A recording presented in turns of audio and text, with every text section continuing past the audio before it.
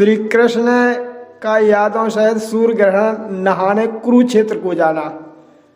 जब सूर्य ग्रहण पड़ते हैं, अच्छा, अगर कुरुक्षेत्र में नहा लिया जाए तो बहुत ही लाभदायक है। अच्छा, और वहाँ भगवान चलते हैं तो विचार करते हैं कि हमारे जो भक्त हैं कौरव पांडव, हाँ, इनसे भी मिलाप हो जाए। और कुंती जो हमारी फुआ है, तो श्री कृष्ण से वार्तालाप तथा द्रौपदी से श्री कृष्ण की पटरानियों की बातचीत। यहाँ से कृष्ण भगवान अपने सब परिवार सहित और जाकर के हस्तिनापुर पहुंचे, और हस्तिनापुर से द्रौपदी है जो और सब जने हैं वे पटरानियों से बातचीत हो रही है। तब राजा परीक्षित कहते हैं कि महाराज मुझे ये कथा सुना दीजिए। फिर तो श्री सुखदेव जी बोले कि हे राजा परीक्षित, अब मैं प्रभु के कुरुक्षेत्र जाने की कथा कहता हूं और तुम ध्यान देकर सुनना। कैसे द्वारका से सब हितवंशियों को साथ लेकर श्री कृष्णचंद्र और बलराम जी सूर्य ग्रहण नहाने कुरुक्षेत्र को गए। तब महाराज परीक्षित बोले कि हे मुनीश्वर, आप कहिए, मैं मन देकर सुनता हूं। फिर श्री कृष्ण देव जी कहने लगे कि हे महाराज, एक समय सूर्य ग्रहण का समाचार पाकर श्री कृष्णचंद्र और बलराम जी ने राजा उग्रसेन के पास जाकर कहा कि महाराज, बहुत दिन बाद सूर्य ग्रहण आया है, जो इस अवसर पर कुरुक्षेत्र में चलकर स्नान करे तो बड़ा पुण्य होता है, क्योंकि शास्त्र में लिखा है कि कुरुक्षेत्र में दान पुण्य करने से 1000 गुना फल होता है। इतनी बात के सुनते ही यदुवंशियों ने श्री कृष्ण जी से पूछा कि महाराज, कुरुक्षेत्र ऐसा तीर्थ कैसे हुआ? सो कृपा कर हमें समझाए कि कहिए। श्री कृष्ण जी बोले, सुनो, इमदगण ऋषि बड़े ज्ञानी और ध्यानी और तपस्वी और तेजस्वी थे। अच्छा, उनके 3 पुत्र हुए। उनमें सबसे बड़े का नाम क्या? परशुराम। परशुराम। परशुराम। जो वैराग्य लेकर घर छोड़ त्रिकूट पर्वत पर चले गए थे। अच्छा, वहां शिव जी की बड़ी तपस्या करी परशुराम जी ने।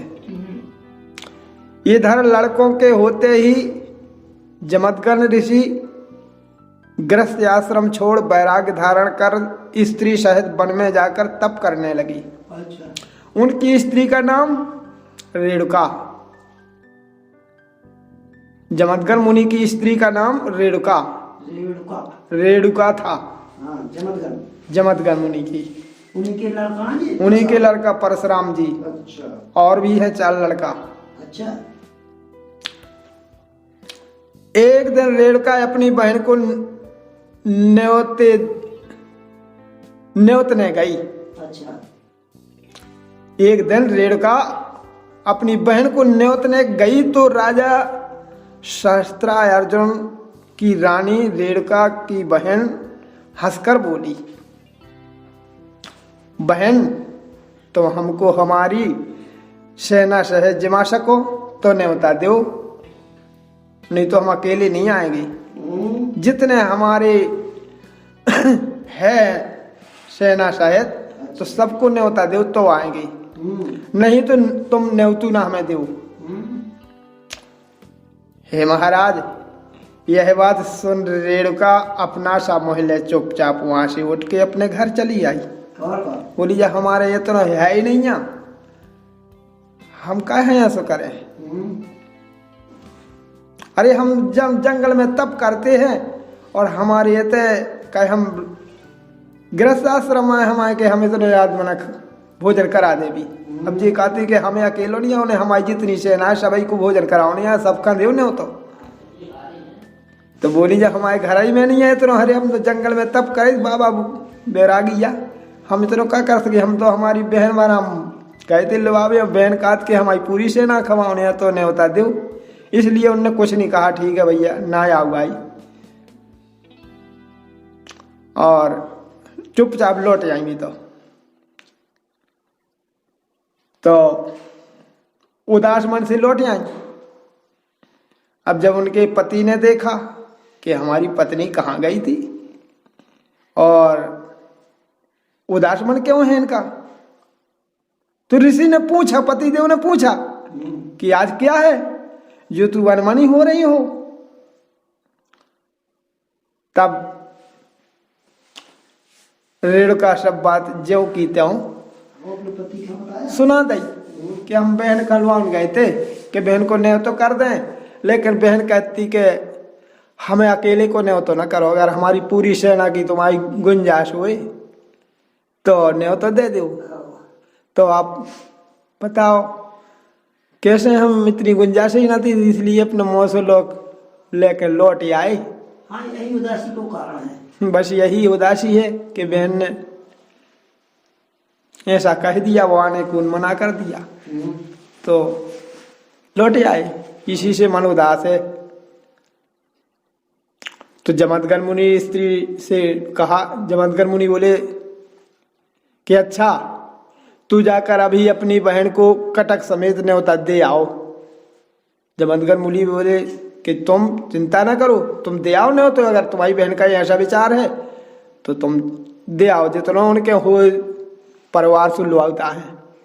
वे सेना सहित कहते भाई तुम लोग कहते हो कटक समेत पूरे अपने परिवार साथ चले जाओ, गांव समेत चले जाओ। हाँ हाँ। तब पति की आज्ञा पा रेणुका अपनी बहन के घर जाओ से न्योता दे आई। अच्छा। उसकी बहन ने अपने स्वामी से कहा, उसकी बहन ने कहा अपने स्वामी से कि कल तुम्हें और हमें उस सारी सेना सहित अच्छा जमदग्नि ऋषि के यहाँ भोजन करने जाना है। स्त्री की बात सुनकर अच्छा कहे वह हंसकर चुप हो रहा। प्रातः काल होते ही जमदग्नि मुनि उठकर राजा इंद्र के पास गए। अब वे तो जंगल में थे, उनके पास तो कुछ नहीं था, और बोले आज न्योता हमने दे दिया अपने साड़ू भाई को, और कह दिया कि जितने तुम्हारे पास में हो सब जिन्हीं को लौटे आना, सबको निमंत्रण है। अब मेरे पास तो कुछ नहीं है, अब मैं तो भाई इंद्र जी के पास गए। इंद्र के पास और वहां उनने कामधेनु मांगी, मांग ही ले आए।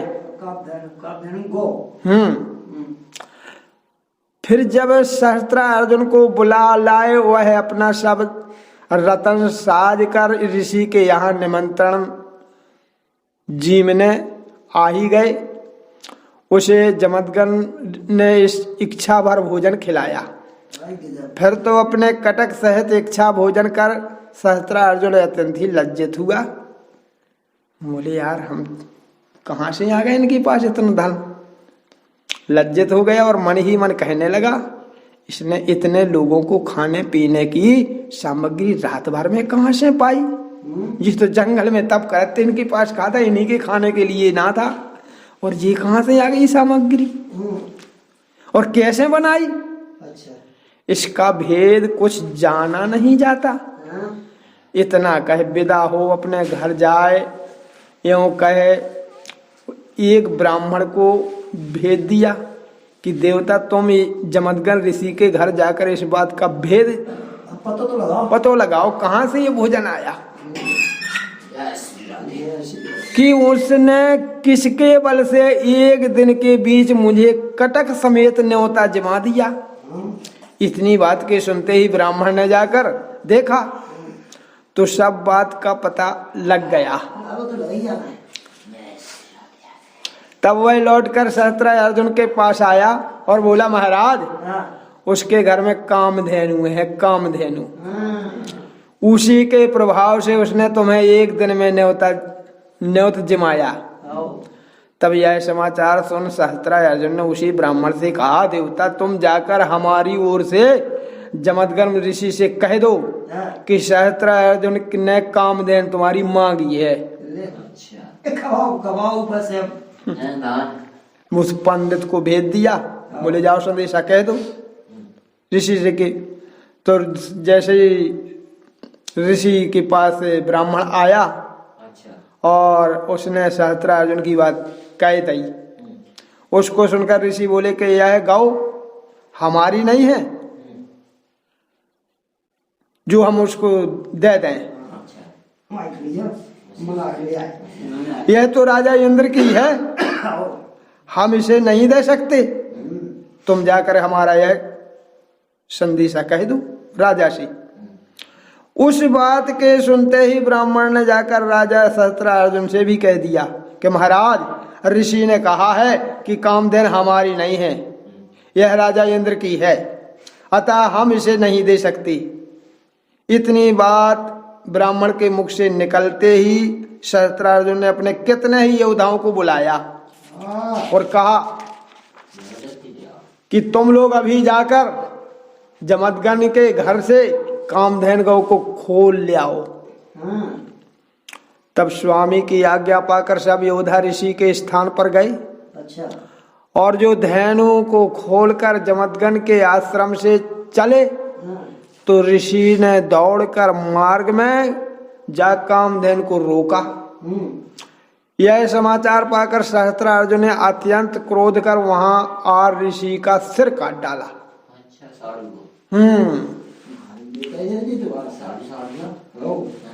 कामधेन भागकर इंद्र के यहाँ चली गई और रेणुका आकर अपने पति के पास खड़ी खड़ी होकर रोने लगी।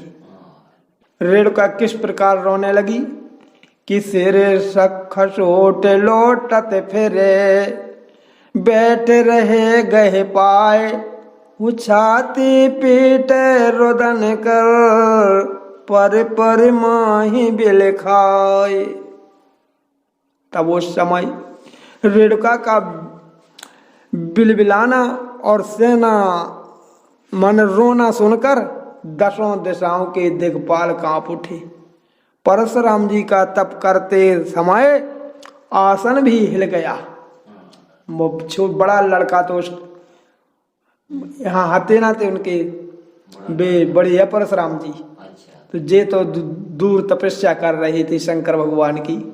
उनका जब सिंहासन हिल गया तो उनका ध्यान भी टूट गया और तब ध्यान छूटते ही यह जानकर परशुराम जी अपना कुठार ले वहां से तोड़ते ही वहां से चले। वो पिता को आकर के देखा तो लोथ पड़ी थी और माता रोती पीटती खड़ी थी। ऐसा देखते ही परशुराम जी को महाक्रोध आ गया। इतना ही में रेणुका ने पति के मारे जाने का सब भेद भी पुत्र को बता दिया। उसके सुनते ही परशुराम बोले, माता पहले मैं अपने पिता के बैरी को मारे आऊं, तब तक मेरे पिता को कोई जला नहीं आना, फिर मैं पिता को उठाऊंगा। इतना कह वहां गए जहां सहस्त्रार्जुन अपनी सभा में बैठा था। तब उसे सहस्त्रार्जुन को देखते ही परशुराम जी अत्यंत क्रोधित होकर बोले कि अरे कूर कायर कुलद्रोही, तात मारे दुख दीनो मोही। ऐसा कहे जब फरसा ले परशुराम जी महाकोप में आए, तब वह भी धनुष बाण ले आए। इनके पास ही जा खड़ा हुआ। दोनों महाबली अत्यंत क्रोध हो युद्ध करने ही लगे। निदान लड़ते लड़ते परशुराम जी ने 4 घड़ी के पश्चात सहस्त्रार्जुन को मार ही गिराया। फिर उसकी सारी सेना परशुराम जी पर चढ़ आई तो परशुराम जी ने उसे भी उसके पास ही मारकर गिरा दिया। फिर वहां से आकर पिता की गति की और माता को समझाकर फिर उसी स्थान पर परशुराम जी ने रुद्र यज्ञ किया। तभी से यह स्थान कुरुक्षेत्र के नाम से प्रसिद्ध हो गया।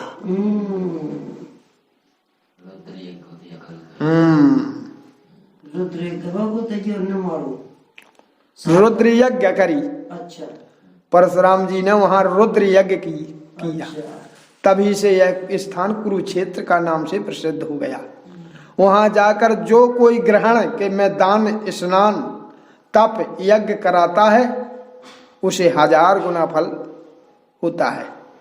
इतनी कथा सुनकर श्री सुखदेव जी बोले कि हे महाराज परीक्षित, इस प्रसंग के सुनते ही यदुवंशियों ने प्रसन्न हो श्री कृष्णचंद्र जी से कहा कि महाराज शीघ्र कुरुक्षेत्र को तो चलिए, अब विलंब न करिए, क्योंकि पर्व के समय से वहां पहुंचना चाहिए। इस बात को सुनते ही श्री कृष्णचंद्र तथा बलराम जी ने राजा उग्रसेन से पूछा, ओ महाराज सब कोई कुरुक्षेत्र को चलेंगे तो यहाँ नगर की रखवाली कौन करेगा? राजा उग्रसेन ने कहा, यहाँ अनिरुद्ध जी को छोड़ दो। जो प्रद्युम्न के छोटे भैया हैं अनिरुद्ध जी, इनको छोड़ दो। जौन जे इतने भी आए थे बाणासुर के थे अनिरुद्ध, बोले इनको छोड़ दो रखवाली के लिए, आप लोग सब जने चले जाओ। उग्रसेन राजा ने आज्ञा दे दी और चलिए। तब राजा की आज्ञा पाकर प्रभु ने अनिरुद्ध जी को तो बुलाया, समझाए के कह दिया कि बेटा तुम यहाँ रहना, गौ ब्राह्मण की रक्षा करना और प्रजा को पालो। हम महाराज के साथ सब यदुवंशियों सहित हैं जो कुरुक्षेत्र में स्नान करने जा रहे हैं। और पिता की बात सुन अनिरुद्ध जी ने कहा, जो आज्ञा हो पिताजी महाराज। तब तो एक अनिरुद्ध जी को पुरी की रखवाली में छोड़ दिया। सूरसेन, वसुदेव, उद्धव, अक्रूर, कृतवर्मा आदि छोटे बड़े सब यदुवंशी अपनी स्त्रियों सहित राजा उग्रसेन के साथ कुरुक्षेत्र चलने की उपस्थिति में हो गए। और जिस समय कटक समेत राजा उग्रसेन ने पुरी के बाहर डेरा किया, उस काल सब जाकर मिले। उसके पीछे से श्री कृष्णचंद्र जी भाई भौजाई को साथ ले 8 पटरानियां और 16 सहस्त्र 108 रानियों पोतों सहित जा मिली। प्रभु के पहुंचते ही राजा उग्रसेन ने वहां से डेरा उठाया। राजा इंद्र की भांति बड़ी धूमधाम से आगे को प्रस्थान किया। श्री सुखदेव जी बोले, हे महाराज, इसके कितने दिन पश्चात सब यदुवंशियों सहित आनंद मंगल से कुरुक्षेत्र में पहुंचे। वहां पहुंचकर उन सबों ने अत्यंत श्रद्धा से उस क्षेत्र में स्नान कर निराहार व्रत किया और ब्राह्मणों को वस्त्र आदि देकर सोने की माला पहनी हुई गौएं ब्राह्मणों को दान दिया। फिर उन्होंने परशुराम जी के बनाए हुए सरोवर में मोक्ष स्नान करके श्री हरि की भक्ति पाने की कामना से ब्राह्मणों को भोजन कराया। पश्चात उन यादवों ने ब्राह्मणों की आज्ञा से भोजन आदि करके वहां डेरा किया और कुछ दिन तक वहीं रहे। हे परीक्षित, उन यादवों ने मत्स्य, असीनर, कौशल, विदर्भ, कुरु, संजय और कंबोज, केकय, भद्र, कुंत, अनर्थ और केरल आदि देशों के राजाओं को तथा और भी शत्रु मित्र पक्ष के हजारों पुरुषों को देखा और नंद आदि गोपों को देखा। सभी जने आए होते तो स्नान करने के लाने और देशन देशन की, जिनको देखने की बहुत दिनों से लालसा भी थी। उन कृष्ण की प्यारी दुलारी गोपियों को भी वहीं पर देखा।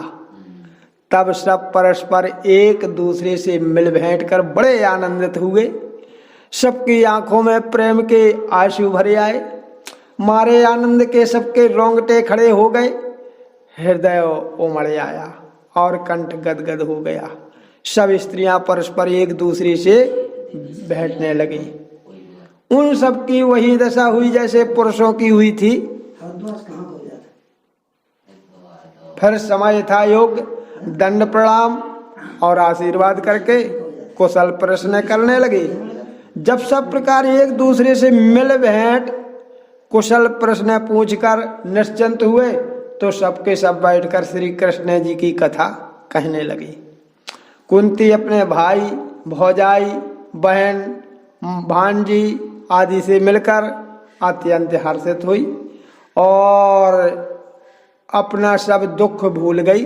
कुंती वसुदेव से कहने लगी, हे भाई, मैं अपने को बड़ी दुर्भाग्यनी मानती हूँ जो ऐसे समर्थ भाई के रहते अनेकों दुख झेली, और उस दुख के समय तुमने भी मुझे भुला दिया भैया, कि दुख में को है नहीं, सुख में है सब कोई, उस सुख दुख में जो सम है, उनसे जोड़ूं हाथ। कुंती की बात सुनकर वसुदेव जी आंखों में आंसू भर आए और बोले, बहन तू मुझे क्या कहती है, इसमें मेरा कुछ बस नहीं। कर्म की गत जानी नहीं जाती, भगवान की इच्छा ही सर्वोपरि है। देखो कंस के हाथ मैंने भी क्या क्या दुख नहीं पाया। बहन, जो कर्म में लिखा होता है वो सब भोगना पड़ता है। कि प्रभु अधीन सकल जग आए, किंतु दुखे करो देखी जग माए।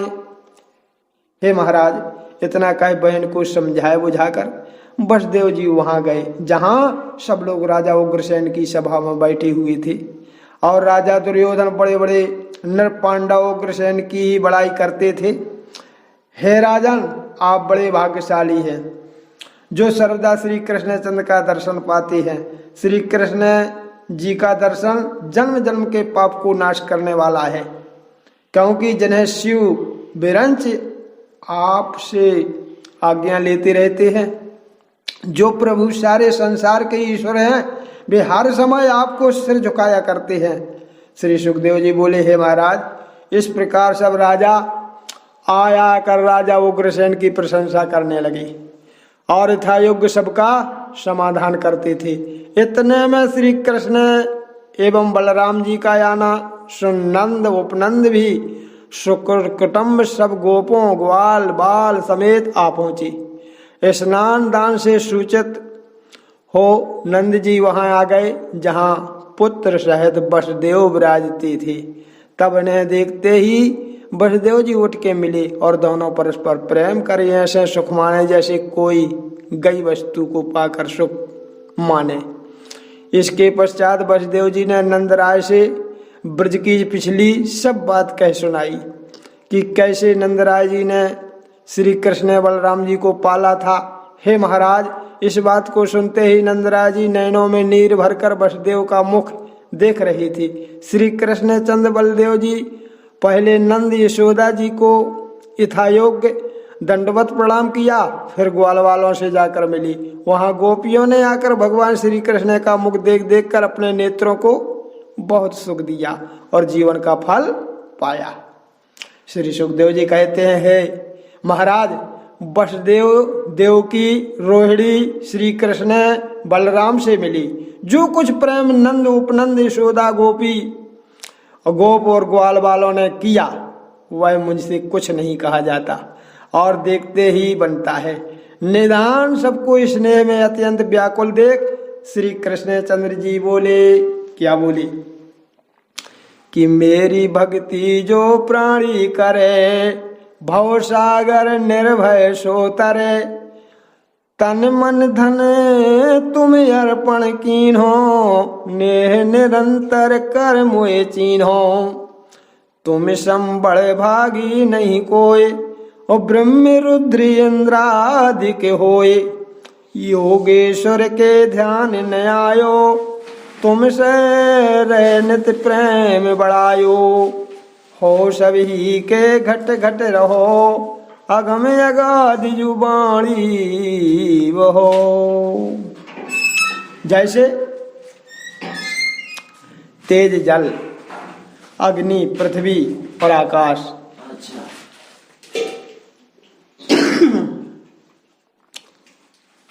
आकाश देह में वास है, वैसे ही घट घट में मेरा प्रकाश भरा हुआ है। यह सुनकर सब ब्रजवासियों को बड़ा संतोष आया। श्री सुखदेव जी बोले, हे राजा परीक्षित, उस समय गोपियां आपस में बातें करने लगी।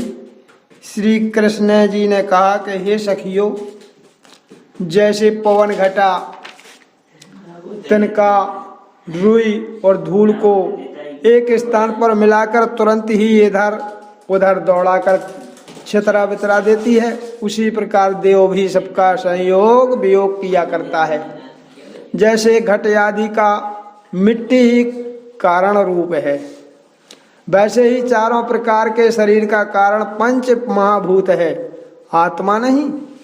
आत्मा तो उसका भोगने वाला है, कारण भोग्य और भोगने वाला, ये दोनों ही मुझसे दिखते हैं। जो सत्य नहीं है वह बस यही सब तुम देखो और विचार करो। हे परीक्षित, इस प्रकार श्याम सुंदर ने गोपियों को आत्म उपदेश देकर उनको समाधान किया, जिससे वे उसी का बारंबार ध्यान कर हरि के स्वरूप में मन लगा तमन्न हो गई। तब गोपियां कहने लगी, हे नाथ, आपके चरणों का ध्यान हम सब में सदैव बना रहे और घर के झगड़ों में फंसे रहने पर भी ना भूलें। सब गोपियों के ऐसे वचन सुनकर आनंद के धाम श्री कृष्णचंद्र जी उन्हें वचन दिया कि जो तुम चाहती हो वही होगा। उसके बाद धर्मराज आदि पांडवों से भेंट मुलाकात कर श्री कृष्ण जी ने सबका कुशल से पूछा। तब पांडव हर्षित हो कहने लगे, घमंड उत्पन्न करने वाली अविद्या की नाशक आपकी अमृतमय कथा को जो कान रूपी अंजुलियों से पीते रहते हैं, उन्हें अमंगल का दर्शन नहीं हो सकता, वे कभी भी आपत्तियों में नहीं पड़ सकते। इस प्रकार श्री कृष्ण की स्तुति एवं प्रशंसा करके पांडव बड़े प्रसन्न हुए। सबों ने सादर श्री कृष्ण जी को प्रणाम किया। इसके बाद यादवों कौरों की स्त्रियां आपस में मिल भेंट कर श्री कृष्ण का गुण बखान करने लगी। द्रौपदी ने श्री कृष्ण की 8 पटरानियों को संबोधन कर कहा, हे कृष्ण की भार्याओं, तुम सब मुझे यह बताओ, भगवान कृष्ण जो अपनी माया से लोगों की नकल करने वाले कहे जाते हैं, अपने आप ही तुम सबों के साथ कैसे विवाह कर लिया?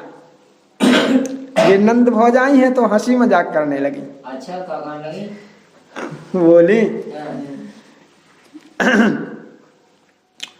कि कृष्ण भगवान जो अपनी माया से लोगों की नकल करने वाले हैं कहे जाते हैं, अपने आप ही तुम सबों के साथ कैसे विवाह कर लिया है? रुक्मणी जी बोली तो कि हे द्रौपदी, मेरा शिशुपाल के साथ विवाह कराने को जरासंध आदि राजा धनुष बाण हाथ में लेकर खड़े हुए थे। तब वीर शिरोमणि विजयी श्री कृष्ण जी जैसे सिंह बकरियों के झुंड में कूदकर अपना भाग उठा लेते हैं, वैसे ही उन राजाओं के झुंड में से अपना भाग मुझे उठा लाए। मैं उन्हीं की प्रतिदिन पूजा उपासना करती हूँ। सत्यभामा बोली, जब मेरे चाचा प्रसेन को किसी ने वन में मार डाला, तब मेरे पिता सत्राजित बड़े दुखी हुए। उन्होंने वध का अपराध कृष्ण पर लगाया। उनके लगाए अपराध से छूटने के लिए श्री हरि ने जामवंत से लड़ाई ली, उनसे मणि लाकर दे दी। झूठा कलंक लगाने के डर से मेरे पिता ने मुझे श्री कृष्ण को सौंप दिया। बोले कि हमने झूठो दोष लगाओ, तो हमारे पिता ने हम श्री कृष्ण को जब तो उन्हें फिर लज्जा आई कि यार हमने झूठो दोष लगाओ, इन लो तो मड़ी ना हती, मड़ी तो मिली जामवंत लो। तो उनने लज्जा के मारे उन्हें अपनी कन्या दे दी उन्हें भगवान। हाँ, तो हमें सौंप दो उनने। तब जामवंती ने कहा कि मेरे पिता जामवान ने यह जानकर कि अपने पुराने कुलदेव और प्रभु हरि के साथ 27 दिन तक बाहु युद्ध किया, फिर जब उन्हें मालूम हुआ कि जिनसे मैं लड़ रहा हूं वे ही तो राम हैं जो वो जन्म में मैंने उनसे मांगा था कि देखो लंका में, जामवंत ने कहा था लंका में कि हे भगवान मेरे तो भुजा फड़कते ही रहे लड़वे के लाने, मुझे तो वही बराबरी का कोई मिला ही नहीं। तब भगवान ने कह दिया था ठीक है तुमको अगले जन्म में मिलेगा तुमको लड़ने के लिए। तो वही भगवान ने कृष्ण रूप धर के और आज मुझे हरा दिया। तो उन्हें फिर लज्जा आई कि ये तो हमारे मालिक थे, हम इनसे लड़ाई लड़त रहे। अरे तो उनने अपनी बिटिया उन्हीं को दे दी, जामवती। जामवंत जी ने अपनी बेटी का विवाह भगवान को कर दिया, भगवान को सौंप देंगे आप। जब उन्हें मालूम हुआ कि जिनमें मैं लड़ रहा हूं वे राम ही है, तब युद्ध बंद कर उन्होंने चरण धोए और उन्हें प्रसन्न कर मणि सहित मुझे सौंप दिया। इस प्रकार मैं श्री कृष्णचंद्र की दासी हो गई। कालिंदी ने कहा श्री हरि ने यह जानकर कि मेरे लिए यह तपस्या कर रही है तो अपने मित्र अर्जुन को मेरे पास भेजा और मेरी मनसा जानकर मेरा हाथ धर मुझे अपने घर ले आए। अतः मैं इनके भवन में झाड़ू देने वाली इनकी दासी हूँ। मित्र विंध्या बोली श्री कृष्ण भगवान मेरे स्वयंवर में आकर जुटे हुए राजाओं और मेरे भाइयों को युद्ध में जीत कर मुझे वैसे ही हर लाए जैसे सिंह भेड़ों में घुसकर अपना भाग उठा लाता है। उन्हें श्री हरि के चरण कमल धोने का काम मुझे जन्म जमांतर तक मिले यही मैं चाहती हूँ।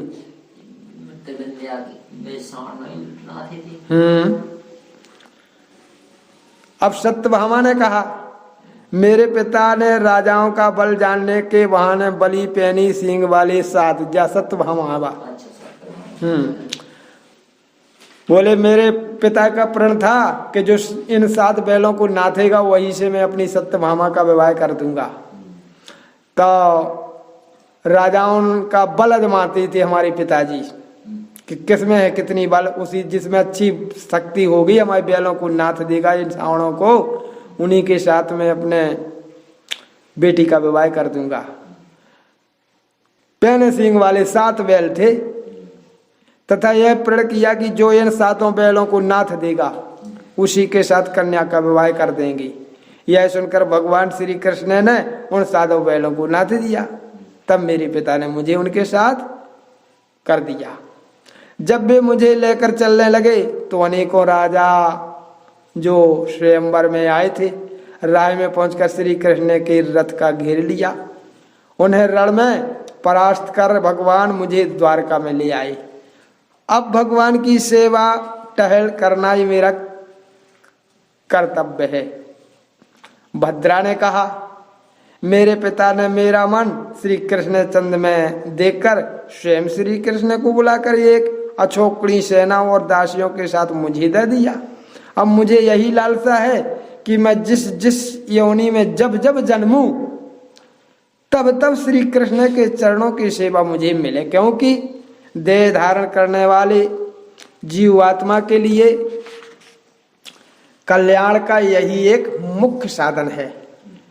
फिर लक्ष्मणा ने कहा कि हे द्रौपदी जी सुनो, नंद राय जी के मुख से भगवान श्री कृष्णचंद्र के जन्म कर्म सुनकर और यह जानकर कि साक्षात लक्ष्मी ने भी किसी को ना वर करके इन्हीं को वरा है, मेरा मन भी मोहन को ही वरना निश्चित किया है। तब मेरे पिता वृत्रसेन ने मुझ पर दया कर और मेरे मन की जानकर श्री कृष्ण के पाने का उपाय किया। फिर जैसे स्वयंवर में तेरे पिता ने तुझे अर्जुन को देने के इरादे से मछली वेदन निश्चय किया था, किंतु वह मक्ष बाहर से आच्छादित था, भीतर से नहीं, इसलिए खंबे के पास खड़े होकर ऊपर को आंख करने से दिखाई पड़ता था, किंतु हमारा मक्ष वैसा नहीं था। हमारा खम्भ की जड़ में धरे हुए कलश में ही देखने से दिखाई पड़ता था। इसने नीचे आंख और ऊपर निशाना होने से सिवाय कृष्ण के और कोई नहीं वेद सकता था। ऐसा मत्स्य वेदन सुनकर हजारों धनुर्धारी राजा अपने अपने उस्तादों के साथ चारों दिशाओं से मेरे पिता के नगर में जमा हुए। तब उन सबों का मेरे पिता ने यथायोग्य आदर सत्कार किया। सभा में धनुष बाण धर दिया। उन आए हुए राजाओं में कितने ही ने उस धनुष को साधा, किंतु वेदना तो दूर रहा, उनकी प्रत्यंचा तक ना चढ़ा सके। कितने ही उसे चढ़ाकर चलाने में असमर्थ रहे। जरासंध, अम्बष्ट, शिशुपाल, भीम, दुर्योधन, कर्ण आदि ने तो उसे उठाकर रौंदा भी चढ़ा लिया, किंतु निशाना ठीक नहीं कर सके। ठीक क्यों करते, उन सब की समझ में निशाने का स्थान ही नहीं आया। इस कारण उनका इतना श्रम व्यर्थ हो गया। अर्जुन ने तो उस मक्ष को जल में देखकर निशाना ठीक किया, उसी निशाने पर बाण भी चलाया, किंतु वह बाण उस मछली को भेद न सका, केवल छू कर ही रह गया। इस प्रकार वे राजे अपनी मान प्रतिष्ठा गंवा खिसिया कर रह गए। तब भगवान कृष्ण ने उठकर धनुष का रोदा चढ़ाया, उस पर बाण लगाकर मध्याह्न समय में अभिजित मुहूर्त देख जल में उसका निशाना ठीक कर धनुष पर से बाण छोड़ उस मत्स्य यंत्र को तोड़ फोड़ कर नीचे गिरा दिया। उस समय तीनों लोकों में नगाड़े बजने लगे, जय जय शब्दों से दसों दिशाएं हैं जौन गूंजने लगी। देवता प्रसन्न हो अंजलि भर भर फूल बरसाने लगे। तब मैं उत्तम श्रृंगार कर उत्तम रेशमी वस्त्र ओढ़कर सखियों के साथ हाथ में जयमाला लिए रंग भूमि में आ गई। सूर से चमकते हुए कृष्ण भगवान के गले में वह माला मैंने डाल दी। बस फिर क्या था, फिर तो नौबत नगाड़े बजने लगे और नाच रंग होने लगे, गाने बजाने वाले गाने लगे। हे द्रौपदी, इस प्रकार जब मैंने कृष्ण को वर लिया तब उनसे रत्नों की डाह करने वाली कामी राजाएं इस अपमान को सह नहीं सके, लड़ने पर उतारू हो गए। भगवान 4 घोड़ों के रथ पर मुझे बैठार कर और चतुर्भुज हो गए। 2 हाथों में अस्त्र शस्त्र लेकर वो 2 हाथों में मुझे अपनी छाती से चिपकाए कर उन दुष्ट राजाओं के साथ युद्ध करने ही लगे। जिस समय उनका सोने का रथ दारुक सारथी ने हाँका, उस समय जैसे सिंह अपना भाग लेकर निर्भय से चलता है, उसी प्रकार उन राजाओं के मध्य में से अपना भाग मुझे लेकर श्री कृष्ण चल दिए। जैसे सिंह के पीछे कुत्ते भौंकते दौड़ते हैं, वैसे ही हरि के पीछे राजा धनुष चढ़ा चढ़ा कर दौड़े। उनमें से कितने ही तो सारंग धनुष के बाणों से घायल हो धरती पर लौट गए, कितने के हाथ पांव मस्तक जांग आदि कट गए, कितने ही अपना प्राण लेकर भाग गए। इसके पश्चात भगवान भास्कर जैसे अस्ताचल पर्वत पर जाते हैं, वैसे ही मुझे साथ लिए भगवान श्री कृष्ण द्वारका में आ गए। इधर द्वारकापुरी पहले ही नवीन वधू की तरह नख सिख से श्रृंगार किए राह देखती थी, जिसकी उपमा यदि स्वर्ग में दी स्वर्ग से दें तो भी समता युक्त नहीं हो सकती। मेरे पिता ने बहुमूल दहेज वस्त्र आभूषण आदि से खूब ही सत्कार किया। दास दासी हाथी घोड़े रथ आदि देकर श्री कृष्ण को प्रसन्न किया। हे द्रौपदी, ये रुक्मणी आदि हम 8 पटरानियां पूर्व जन्म में विराग के साथ उत्तम तप की थी, इसी कारण इस जन्म में आत्माराम भगवान श्री कृष्ण चंद्र की दासी हो गई। इसके पश्चात द्रौपदी ने 16,108 रानियों से उनके आने का वृतांत पूछा, तो उन सब ने कहा, हे देवी, भौमासुर दिग्विजय करते समय हारे हुए राजाओं की हम सब बेटियों को ले लेकर जेल में बंद किए था। तब भगवान श्री कृष्ण ने उस दुष्ट का रण में मारकर हम सबको मुक्त किया, जेल से छुड़वाया और पुनः जब हम सबकी इच्छा से देखी, हमने सब, हमारी इच्छा थी, हमने देखा, तो हम सबों का हाथ पकड़कर अपनी दासी भगवान ने हमको बना लिया। बोलिए गोविंदे भगवान की जय।